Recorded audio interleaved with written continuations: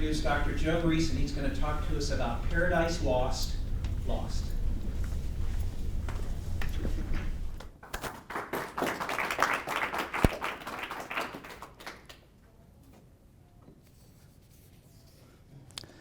Thank you. Can everybody hear me? Good.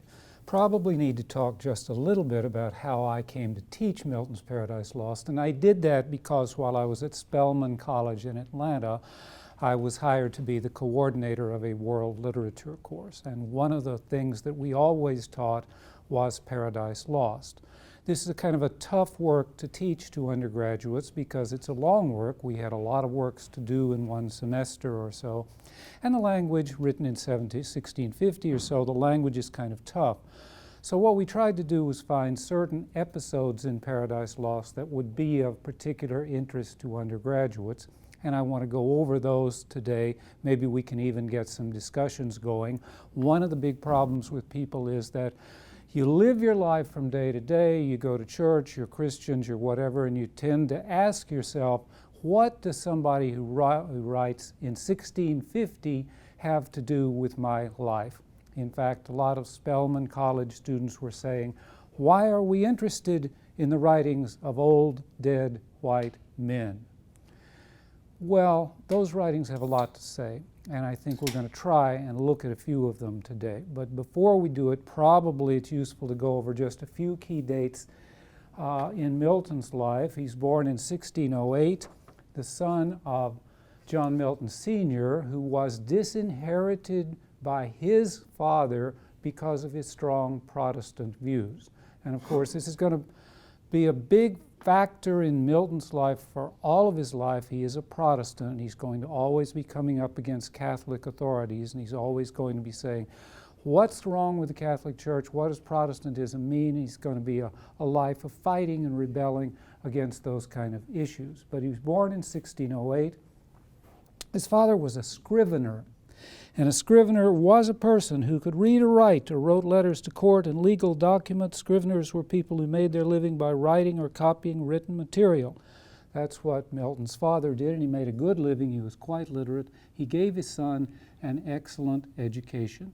Milton had a Scottish tutor in his very young years, and then he went to St. Paul's School in London. By the time he was 7 or 8 years old, he was writing in Greek, Latin, and English. He went on to have a wonderful education there, and he went to Christ Church in Cambridge, or Christ College in Cambridge, where he spent 6 years. He got 4 years, he got his bachelor's degree, and then stayed 2 more for a master's degree. And then he went home. And his father supported him, his father and mother, and he just for 6 years educated himself. He just read everything. He read politics, he read law, history, literature, and I couldn't believe this, but by the time he was, I think it was about he went home in 1932, and by the time his 6 years of self-study were over, he could speak Latin, Greek, Hebrew, French, Spanish, Dutch, Old English, and Italian. And at that time, he just said, I'm going on the grand tour of Europe. So he goes to Italy, where he talks to Galileo, who was under house arrest at that time because of Galileo's revolutionary writings. He meets everybody in Italy. He's a very good-looking, dashing guy, loves people, they love him. He speaks all these languages. He's so knowledgeable. His father loved music, and so Milton did too. So for 2 years, he just lived in Paris and in Rome and in Florence, which he loved more than any other city. Completely self-educated. A lot of writers say, and a lot of critics say, that of all the English poets, Milton was the best read. He knew more languages, he knew more mythology, he knew more background than any of the other English poets, all the great ones included. But it's 1639 now, and you know a little about history. In 1642, the English Civil War is going to break out between Puritans and Royalists. Milton, very much on the side of the Puritans, goes back home and starts pamphleteering, starts writing things in support of Oliver Cromwell and the Revolution. Ultimately, what's going to happen, to make a long story short, is the revolution's going to break out. Milton is going to be hired by Cromwell and by the Puritans as, and what is the name of this thing? He's named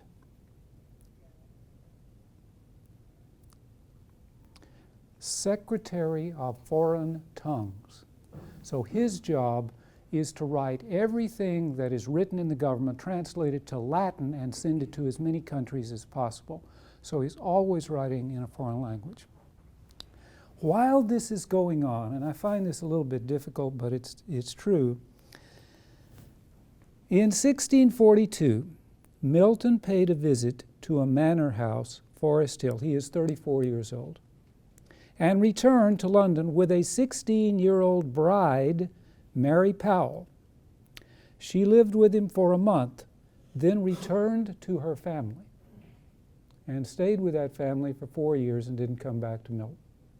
He wrote a series of pamphlets designed to advocate for the legality of divorce. And people continually wonder, now, what did this strange 4-year-old hiatus with this 16-year-old Mary Powell have to do with his desire that divorce should be legal? But Milton's love life is a whole different world, and scholars say all kinds of things about it. All I know is, to me, that 4-year-old hiatus where she comes home with the 16-year-old girl, she stays with him a month, then leaves, goes back to her family for 4 years, then comes back to him and has 4 children by him, dying in childbirth at the 4th. Milton is to marry 2 more times. The last time he marries a woman 34 years old, 34 years younger than he is. All I know is I think that first marriage to Mary Powell, a week, a month, then back 4 years, then back, is got to be the stuff of a movie. And I'm saying probably Leonardo DiCaprio is Milton. I think Jennifer Aniston is Mary Powell. But we'll see if that gets done.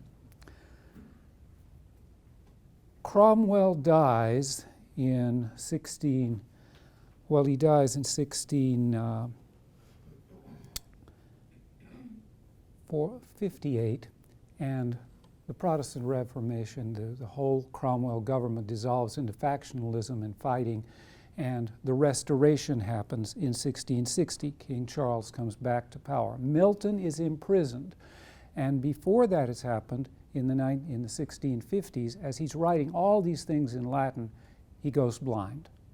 His sight is worse and worse and worse, and by the mid-1650s, he can't see at all. So all of his writing he has to dictate to amanuenses, who are people who write what he dictates. He is put in prison. It looks like he's going to lose everything. Finally, he is interceded for by some of his friends who are poets who are better known by the king, and he is allowed to live. And he lives quietly with his wife. For the rest of his life, he dies at age 68 of kidney failure.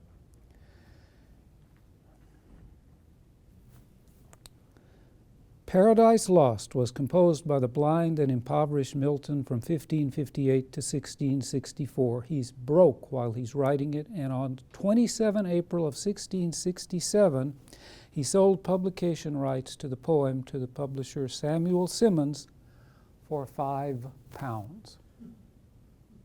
Voila, Milton and Paradise Lost. Now, Paradise Lost was always a popular book. It was bought, people knew it was great, but a strange thing happened to it. About a century after it was written, it became strangely misinterpreted, and I'm going to show you why it's misinterpreted, but before I do so, I want to read a little from the first book of Paradise Lost. The plot is, Milton says, I'm going to write this to justify God's ways to man, and he begins by the battles in heaven when Satan and his armies are trying to overthrow God.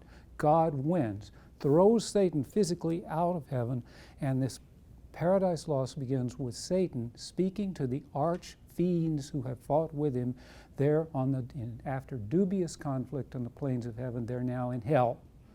And Satan looks around at them and says, "What though the field be lost? All is not lost.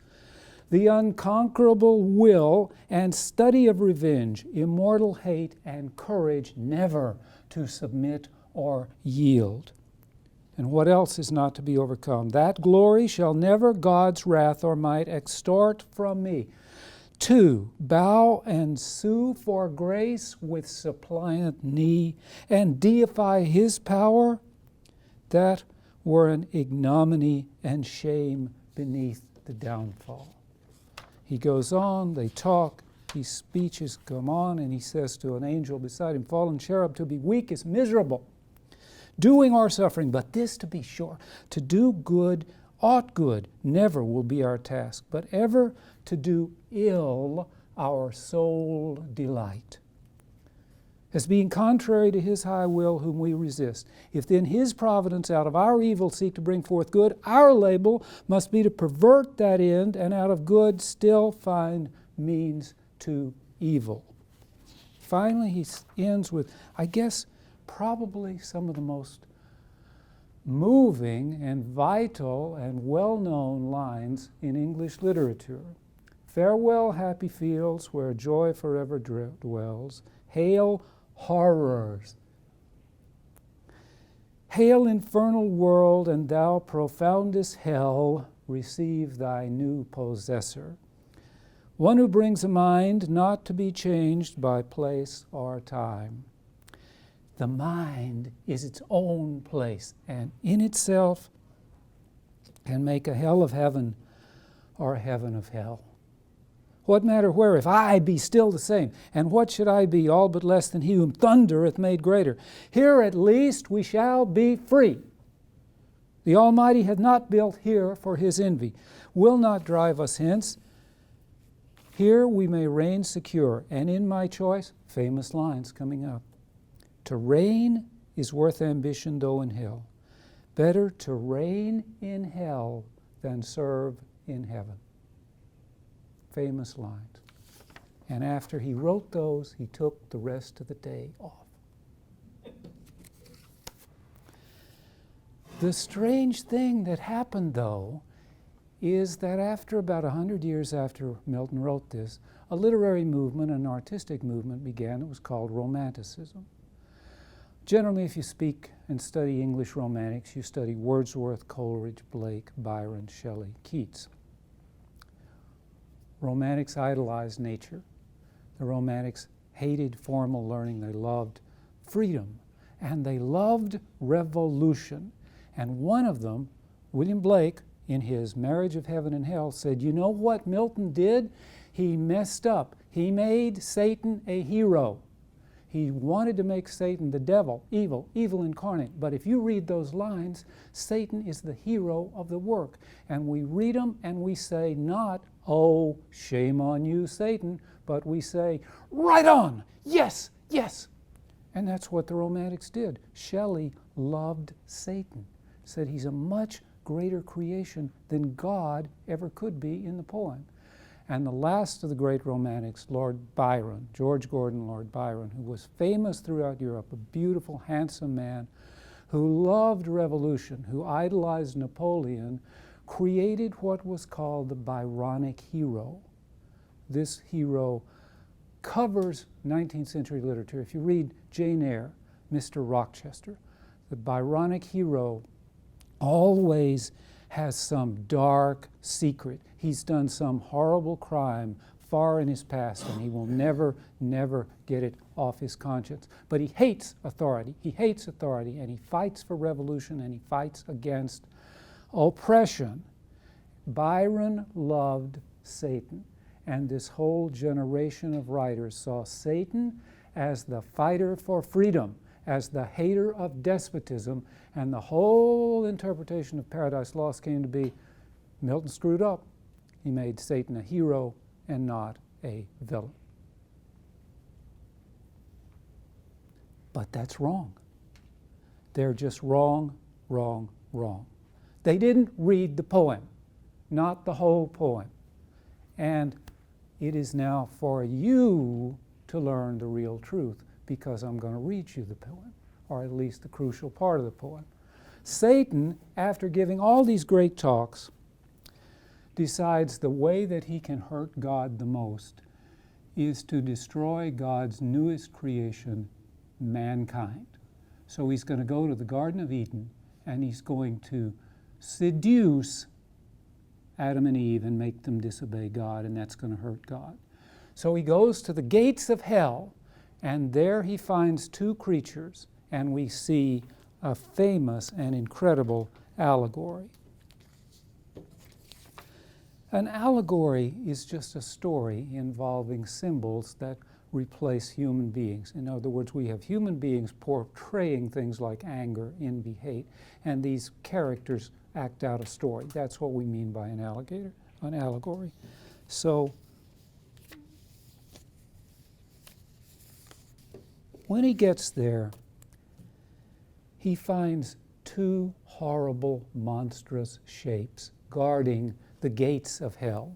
One is a beautiful woman with the lower body of a serpent and horrible hounds barking and entering her entrails and coming out again. And the other, sitting beside her, staring at her and now staring at Satan, is this formless, black, monstrous thing with a crown sitting on it and a sword in its hand. He goes to get out of hell, and this shape, this horrible shape, comes toward him and says, stay back, or I'll kill you. Satan says, you will not. I mean to leave, and I'm going to leave.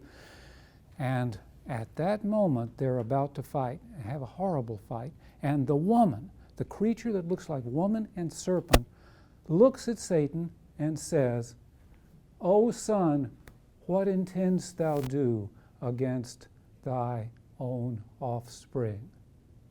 And Satan says, Miltonic equivalent of, I'm sorry, I didn't get that. What? That thing is my offspring?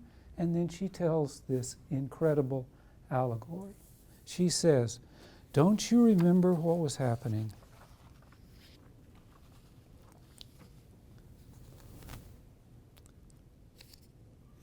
O Father, what intends thy hand? She cried against thine only Son. He wonders what's happened, and she says, hast thou forgot me then, and do I seem now in thine eyes so foul, once deemed so fair in heaven? When at the assembly and in sight of all the angels with thee combined, in bold conspiracy against heaven king, all of a sudden miserable pain surprised thee, dim thine eyes and dizzy swung in darkness, while thy head flames thick and fast threw forth, until on the left side opening wide, likest to thee in shape and countenance bright, then shining heavenly fair, a goddess armed, out of thy head I sprung. Amazement seized all the host of heaven, back they recoiled afraid, and called me sin. You see what's happening? Satan is conspiring against God with the other angels on his side. He has a horrible headache, and out of his head, full grown, springs sin. A beautiful woman, sin. And then, this, by the way, Milton knew classical mythology perfectly. In classical mythology, out of Zeus's head, Zeus, the great god of all, springs wisdom, Athena. So Milton parodies this with a grotesque parody so that Satan does not give forth wisdom, he gives forth sin. And she's a beautiful woman. But familiar grows, I pleased you, and with attractive graces won the most diverse, thee chiefly who, and this is a crucial line, who full oft thyself in me, thy perfect image viewing, becamest enamored, and such joy thou tookst with me in secret, that my womb conceived a growing burden. Satan rapes sin. Why? Because she looks exactly like him. He is pure ego. He is so vain that he cannot even lust beyond himself. Everything to Satan is himself. He is that greatest title of any article that I love more than any other. What narcissism means to me. He can't see anything but himself, and he rapes her. But after this happens, there is the battle in heaven. They're all thrown out of heaven. Sin is now guarding the gates of hell, and she is pregnant. My womb conceived a growing burden. Pensive here before hell I sat alone, but long I sat not, till my womb, pregnant by thee, and now excessive grown, prodigious motion felt, and rueful throes. At last this odious offspring whom thou seest, thine own begotten, breaking violent away, tore through my entrails, that with fear and pain distorted all my nether shape, thus grew transformed. But he, my inbred enemy, forth issued, brandishing his fatal dart made to destroy. I fled, looked at him, this thing that I've given birth to, and saw what it was and cried out, death. That is what that horrible creature is. Satan, out of pure egotism, becomes one with sin, and Satan, egotism, and sin together produce death. An hourly born with sorrow infinite, and these dogs, when they list into my room that bred them, they return and howl and gnaw. These are the dogs of furies. These are guilt. Sin produces guilt, which always gnaws at it and comes back at it and bites it and gnaws at it. Before my grim death, my son and foe who sets them on, for want of other prey, but that he knows his end with mine involved, and know that I should be a bitter mortal and his bane wherever that shall be. Death wants to kill sin. He's sitting there right beside her, and he would love. That's death's thing. That is death's inherent ability. That's what death, the one thing that death wants to do is destroy. But why can he not destroy this woman that is sin? Because if there is no sin, there's no death. They have to mutually just look at each other and feed off of each other. So what is the huge mistake that Byron and all the Romantics made when they said Satan is a great hero who is a fighter for the oppressed? No, that's not what Milton wrote. Satan is the greatest egotist. That's all he is, and that is the worst possible sin according to Milton. Satan, when he says all those great words, those speeches that I gave to you before, he might as well be saying what my wife Pam found on YouTube the other day as one of the best country western songs that is currently being played. Want to talk about me, want to talk about me, want to talk about me. That's what Satan does. He wants to, I want to talk about me. He is just pure egotism. So, when I was teaching at Spelman, I don't know modern theology. I don't know your personal religious lives. I don't know your feelings about church.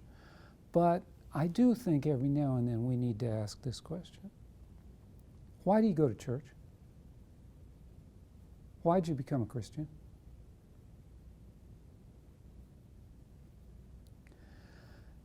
I believe if your answer is to glorify God who stands above me on the great chain of being, Milton would nod and say that's a pretty good answer. But I also believe if you said to the question, why am I a Christian? Because I want to go to heaven. I don't want to die. I want to live forever. I want to see Uncle Tom, who died of cancer. I want us all to be together. I.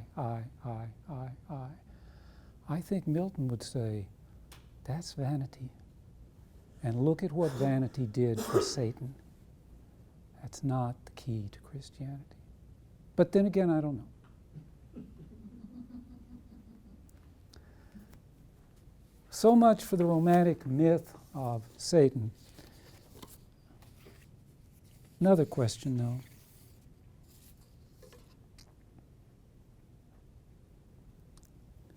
By the way, Book 3 finds God with his Son, Christ, who is going to intercede and save man ultimately.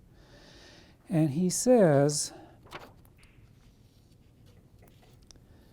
look at our foe. Look at Satan down there going to the Garden of Eden. He's going to try and seduce Adam and Eve. If him by force he can destroy, or worse, by some false guile pervert, and shall pervert, for man will hearken to his glozing lies and easily transgress the sole command that I gave him. I made him just, sufficient to have fall. Such I created all the powers. They will fall, and I'm seeing it, and I know they will fall. And is man going to be able to say that I caused him to fall? No. He had free will. And Satan explains to Jesus then the Puritan and Protestant view of predestination and free will, and this is something I run into a lot when I teach the work Oedipus. Oedipus is fated by the gods, is projected by the gods. The gods say, Oedipus, you're going to marry your mother and kill your father. And the question is Oedipus guilty? Some students say, no, he's not, because fate made him do it. The view of Christianity, of Protestant Christianity, is God knows what you're going to do. If you are tempted at the party this Friday night, God knows whether you're going to fall or stand. But he doesn't make you. He just knows what you're going to do. You decide. You have free will.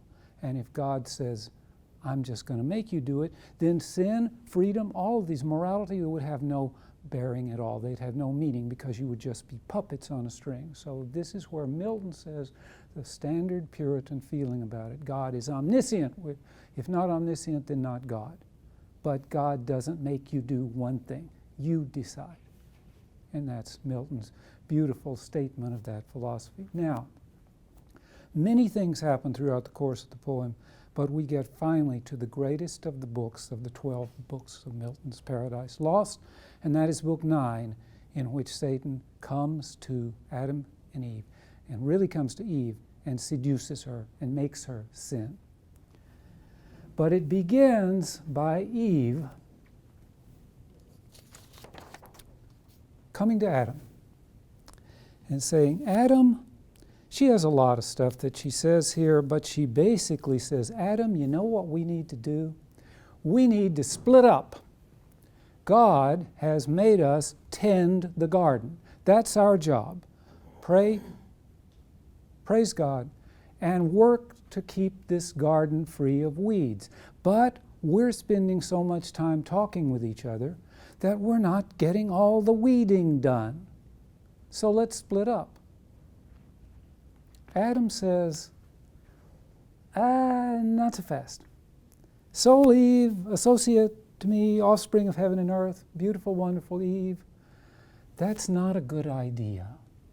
One, God will give us more hands to tend this garden. He's not mad that we're not doing enough.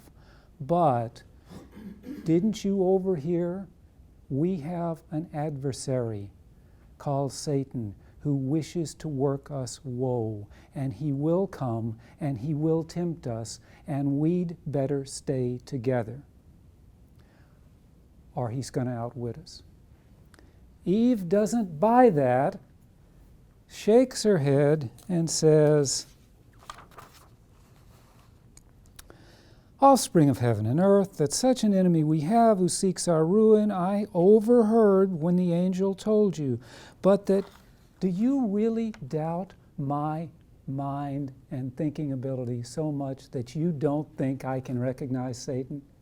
You really think that little of me? And he says, tut, tut, tut, no, wait, don't be offended. I didn't mean that. I just meant that when he came to you, if he sees you alone, he's going to come to you and he's going to try and seduce you and he's going to try and trick you, and that attempt alone is going to dishonor you. And she says, oh, no, it's not. I'm perfectly capable of withstanding him, and the attempt will dishonor him. So let's break up.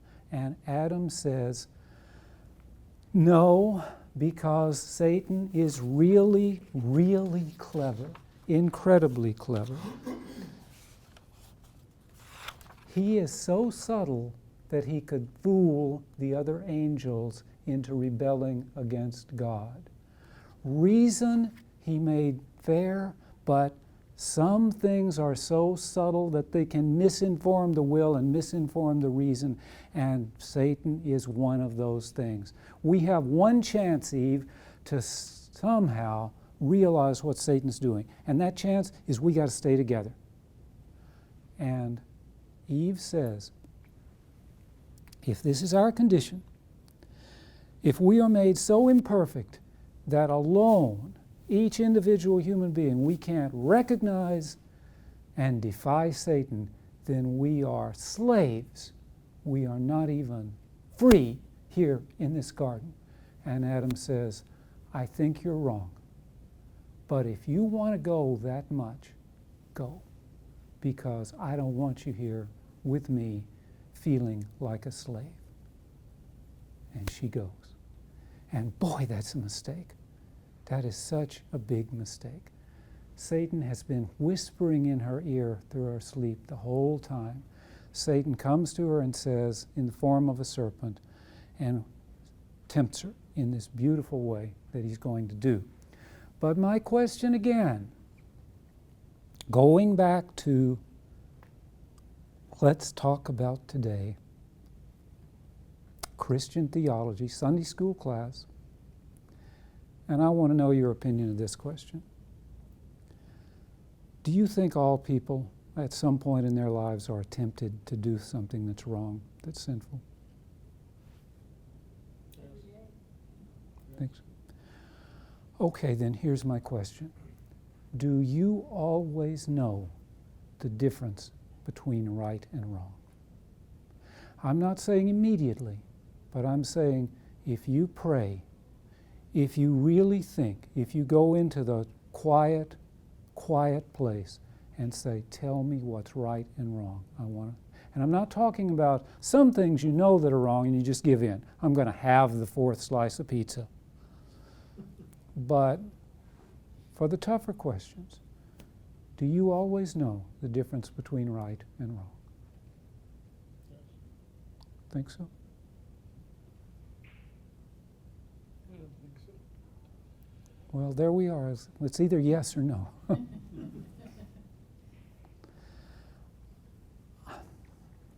I guess I had always been raised to think yes, that we have this moral compass.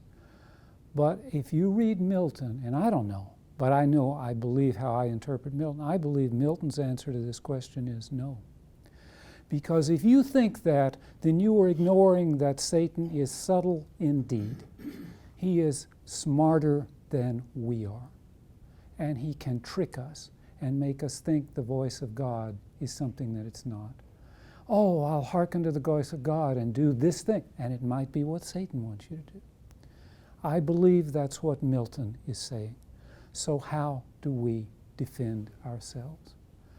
Well, if you read this book 9, I think the only way we can do it is not through prayer, because we don't know if God is talking to us or Satan is talking to us. And you think Satan exists? Well, there's some contemporary movie that says the greatest trick Satan ever pulled is convincing man that he doesn't exist. Milton says he does exist and he's smart and he wants to get at us. Now, he can't get at us through violence. God has forbidden that, so he gets at us through fraud. It's kind of interesting. Another great work that Milton loved was Dantes Inferno. And I used to teach Dantes Inferno. Dante believed that hell was an inverted cone like this. And the worse your sin, the more distant you would go down into hell away from God. So when I would teach this work, we would always play, name your favorite sin. What do you think is the worst possible sin people can create? What's the worst sin? Some students that I had would say all sin's the same. Doesn't matter, but that's not what Dante said. So see if you can take some guesses. What do you think would be the worst sin? Pride. Okay. That's pretty good. Others? Denying God's existence. All of those are pretty close to, I think, what Dante says. The students, my students mainly, would say things like mass murder. You break into a nursery and kill hundreds of babies. That's the worst possible sin. Dante doesn't believe that. I don't think Milton does either. Dante says sin is divided into 3 categories. The least grievous is sins against yourself. In moderation, you drink too much, something like that. The middle sin is violence, the middle layers of sin, because animals even can create violence. The worst sins, sins of fraud, sins of trickery, because you are misusing your own mind, which is the one thing God has given you to differentiate us from animals. And the worst sinner is sinners against your master, which is what Satan is. Satan is in the center of hell, the worst. Now, it's kind of difficult teaching at Spelman College, which is a college for very brilliant African-American women, to say your worst sin would be, don't rebel against your master. See, they don't like that word master a lot. But that's not what we're talking about here. We're talking about there is a chain of being, and there are beings above you, and you cannot rebel against them. I think what Milton is saying, and we can agree or disagree, is that you don't know the difference between right and wrong. Satan can trick you. And how can we be protected? Only one way, the same way Eve should have stayed with Adam. We have to stick together. We can only be protected in as far as we are a community. That's why we have church. And that's why that great story works, that one man was talking to a preacher and said, I don't need to go to church, preacher. I can just be a great Christian by myself, doing works by myself. They were seated in front of a fire, and the preacher just took a coal and took it out of the fire and put it on the hearth and watched it go out. It's community that saves us. This is why we are a Christian community. At least that's what Milton says. Now, how Satan tricks Eve.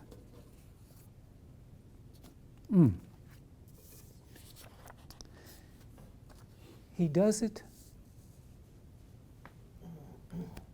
by attacking her one weakness that he believes is a weakness common to all women.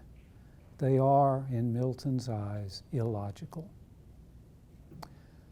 So he says, God has told you not to eat of the tree of knowledge of good and evil.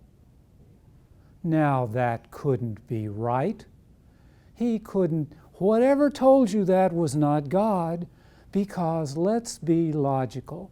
It's the knowledge of good and evil, right? Well, if it's the knowledge of evil that he's barring you, wait a minute, if it's evil, you should know it. That's the only way you could shun it. And if it's good, God cannot bar you from good and be just. And if he is not just, then he is not God. Ergo, eat. Perfect logic. And Eve just falls for it. And she says, let me have that apple. Earth, she ate, she bit, earth felt the wound. And that's it. We're all in big trouble. Eve then, of course, goes to Adam and says, Adam, well, I'll just say, so saying, her rash hand in evil hour forth reaching to the fruit, she plucked, she ate, earth felt the wound, and nature from her seat, sighing through all her works, gave signs of woe.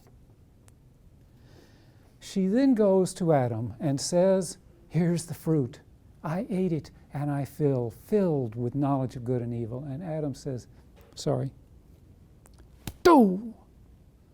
Why did you eat that? Because you're going to die now. And then Adam says, and I'm going to die too, because I'm going to eat it right along with you, because I will not allow you to die and leave me to hear. If you die, I die. And these lines, to me, are some of the only lines in poetry that I can never read without crying. So please forgive me if my voice wavers a little. I'm not sure if it's from emotion or cold, but at any rate, this is the best I can do. O fairest of creation, last and best of all God's works, creature in whom excelled, whatever can decide or thought be fine, how art thou lost? how on a sudden lost, defaced, deflowered, and now to death devoted. Rather, how hast thou yielded to transgress the strict forbiddance, how to violate the sacred fruit forbidden. Some cursed fraud of enemy hath beguiled thee yet unknown, and me with thee hath ruined. For with thee certain my resolution is to die. This is where I get. How can I live without thee? How forego thy sweet converse and love so dearly joined? To live again in these wild woods forlorn? Should God create another Eve, and I another rib afford, yet loss of thee would never from my heart. No, no, I feel the link of nature draw me. Flesh of flesh, bone of my bone thou art, and from thy state mine never shall be parted, bliss or woe. You can't write any better than that. That is just such a powerful, I don't care. Yeah, I could live here alone. I could live forever. Maybe God would make me another Eve, but I would not have you, and I will die with you rather than live without you. I don't think poetry gets any better than that. And so he eats. God comes. Adam says, she gave me the apple. I had to eat it. And God says, no, no, no. Adam, Adam, Adam, Adam. Was she thy God that her thou didst obey? Or was she made thy guide, superior but equal, that to her thou didst resign thy manhood? She was indeed, adorned she was indeed, and lovely to attract thy love, not thy subjection. You were made superior to her. You weren't supposed to do what she told you. And now you're going to be kicked out of the Garden of Eden, and you will die. Adam and Eve finally find this out, and they say, what better can we do? And I think this is something a lot of Christians would think. And when you come before God and realize you have sinned, what better can we do, says Adam, than to the place repairing where he judged us prostrate, fall before him reverent, and there confess humbly our faults, and pardon beg with tears watering the ground, and with our airs, our sighs, the air frequenting, sent from hearts contrite, in sign of sorrow unfeigned, and humiliation meek. If you talk about Christians asking for forgiveness, there is no more eloquent expression of it in that. And so they have to leave. Adam says, you will ultimately be redeemed by Christ, but you got to leave the garden. And among the other lines that almost make me cry, and I think are just beautiful lines, an angel takes them away from the garden. In either hand the hastening angel caught our lingering parents, and to the eastern gate led them direct, and down the cliff as fast to the subjective plain, then disappeared. They, looking back, all the eastern side beheld. Some natural tears they dropped, but wiped them soon. The world was all before them, where to choose their place of rest, and Providence their guide. They, hand in hand, with wandering steps and slow, through Eden, took their solitary way. That's the poem.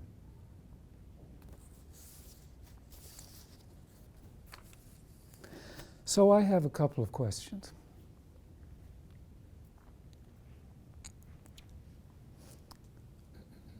There is no work in the English language that I know of that is more sexist than Paradise Lost. Every chapter, every book, Adam is superior to Eve. When the angel comes to warn Adam about Satan, he won't even condescend to talk to Eve, who has to overhear it. He says, adorned she was.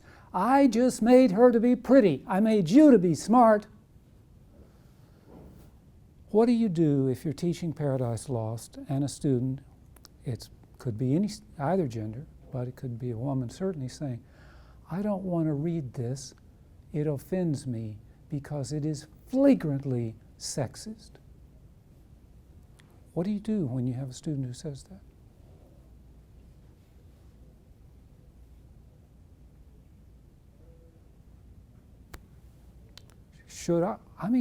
Should I assign a work that I know is in its whole being says that men are better and smarter than women who are created to be subjective? Should I assign that work?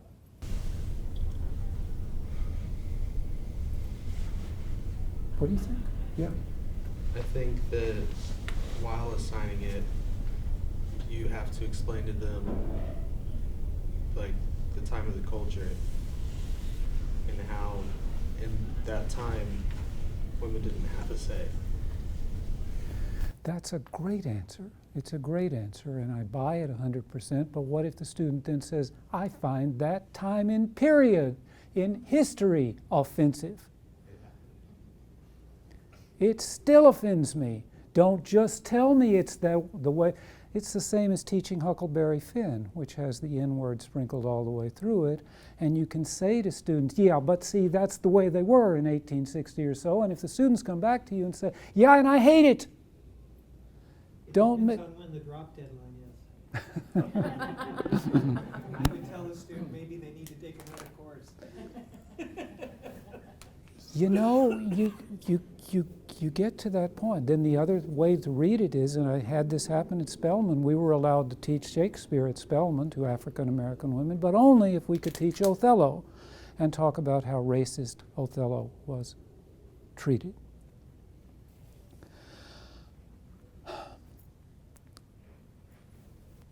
The danger here, I want to be as sensitive to what's happening as anybody, and of course we realize that a great deal of literature is sexist, much more sexist than we ever knew it was, and you've got to be aware of those. But if we can only teach Paradise Lost as an attack on sexism, we look at Milton and we say, shame, shame, Milton, how bad you are, Adam, how sexist this is, then I think that is one of the first ways in which we are losing Paradise Lost. These are great works.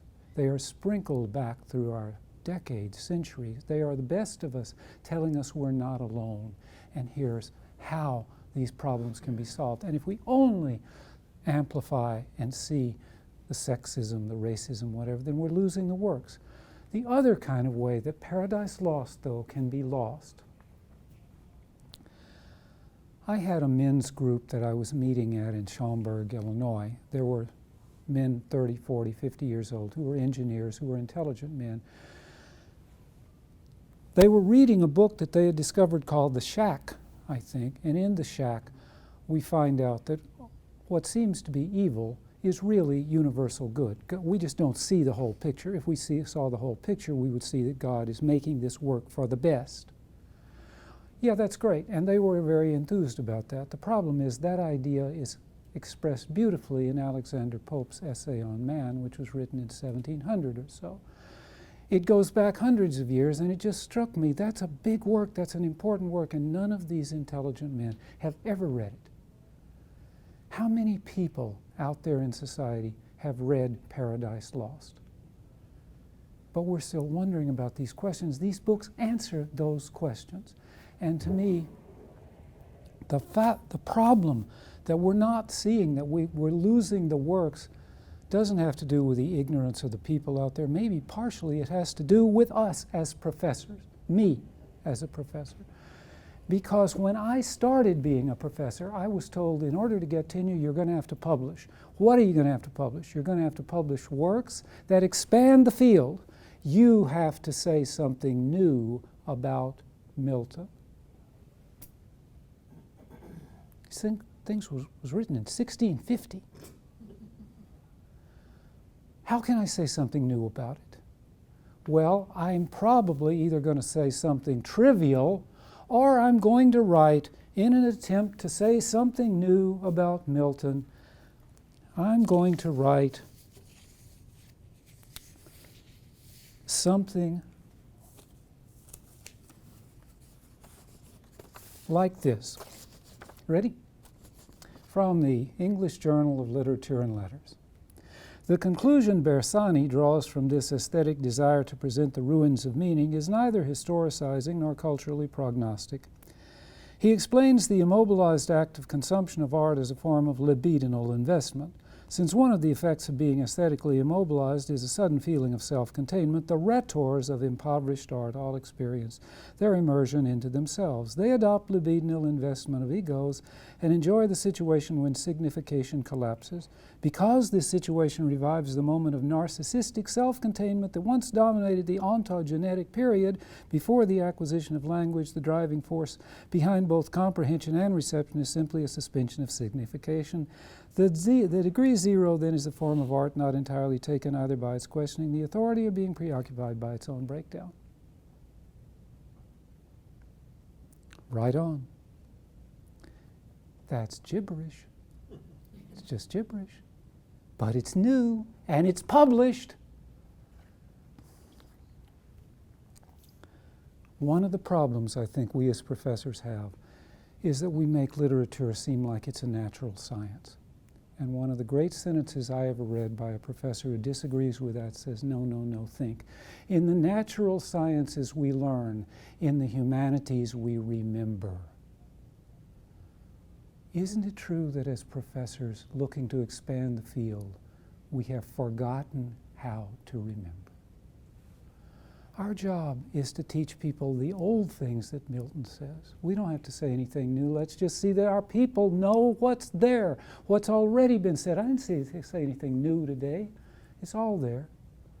But once again, I have this terrible fear that if we continue as teachers, especially in the academy, as professors, to forget to remember, then Paradise Lost will be lost.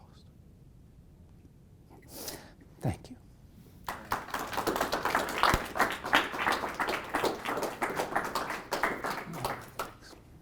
I think we've got time for maybe one question. Does somebody have a question? Yeah, I do have to tell you, I will answer questions, but it's going to be tricky because everything I know about Milton I've already told you.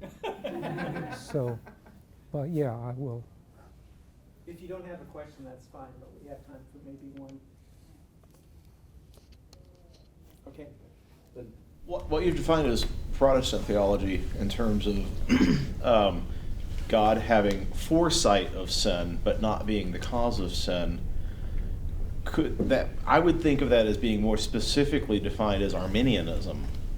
And Milton, of course, is a Puritan, so would you say that he is an inconsistent Calvinist in expressing that? I had understood, I don't know, I had always understood that Calvinists really did believe in predestination. And Milton certainly does not. But yeah, I don't know enough about Calvin to know, but every time I've always heard of Calvin, predestinations happen. We got to do it. So Milton's 180 degrees from that.